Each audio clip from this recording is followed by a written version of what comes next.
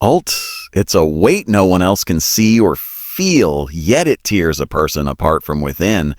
The strange thing is, sin always begins with a sound, the voice of desire, the whisper of Satan, or even the voice of one's own weakness, and slowly it consumes the heart. This is the story of one such person. A young man whose name need not be recorded in history, because this story is not just about him. It is about all of us. Each of us at some point in life has felt that struggle, those moments when we don't fall, but break inside. The young man said that when he committed his first sin, he thought perhaps all would be fine. No one would notice, no one would ask, no one would see. Yet in just a few days, he began to feel a shadow constantly following him. Sleep was disturbed at night, mornings felt heavy, the comfort of prayer vanished, the peace of reciting the Quran faded.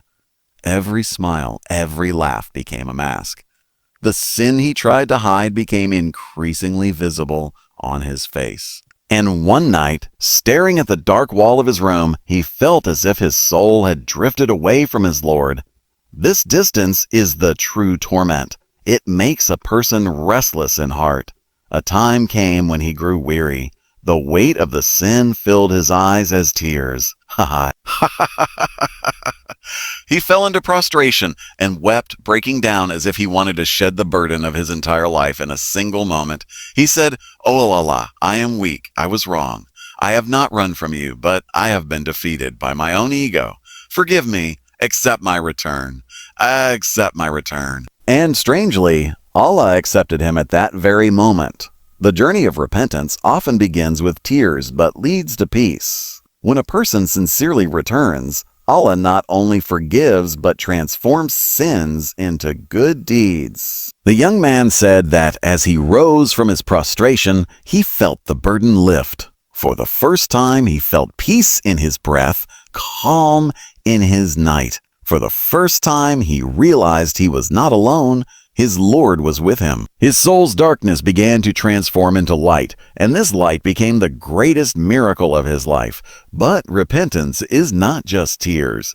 It demands change. The young man altered the course of his life. He avoided the places that led to sin, distanced himself from companions who tempted his ego, connected his heart to the Quran, and filled his time with prayer. Gradually, he was no longer the same person. People said, "Your eyes have a strange light." Little did they know that light was the gift of repentance. The deepest lesson of this story is that a person does not fall because of sin. He falls because he remains trapped in it. One who falls and rises is a servant of Allah. One who refuses to rise becomes a target of Satan. No sin is too great. Repentance is always greater. Allah's mercy is always larger than human despair. A heart's breaking is not its destruction. It is the beginning of a new journey, a path where a person learns to walk relying only on Allah's mercy. Even after repentance, life remains a test. The call of sin never ceases, Satan's cycle never stops, and the ego never rests. But now the difference was that his heart carried a new glow, a glow only one feels who has reconnected with their Lord. He felt he had been in darkness before, but now his eyes were open. He understood that true peace is hidden only in Allah's pleasure. The path of repentance is not always easy. Some do not understand your change. Some remind you of the shadows of your old life. The young man faced this test. People asked, "You've changed? You? How is this possible?" Yet they did not know that when Allah touches the heart, change is not a compulsion, it becomes a necessity. He did not respond, only smiled, because he knew the most important gaze is that of Allah. He began dedicating more of his time to worship and service.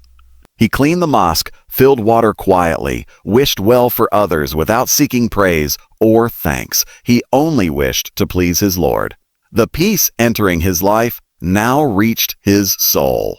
At times, he would wake in the last part of the night to weep. At times, a verse of the Quran would shake his heart, or he would sit quietly in a mosque corner reflecting on what life would have been without repentance.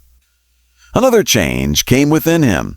He stopped looking down on others for their sins. He realized that just as Allah raised him, perhaps it was his responsibility to help raise others. He did not ridicule sinners. Instead, he prayed for them, saying, do not mock someone's sin.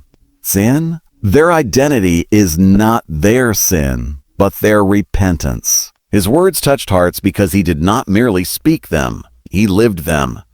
At every turn in life, he understood this.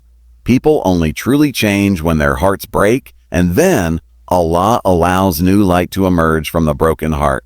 Repentance is not just words. It is a revolution. It is a revolution. A revolutionary transformation that turns restlessness into peace, darkness into light, and misguidance into mercy.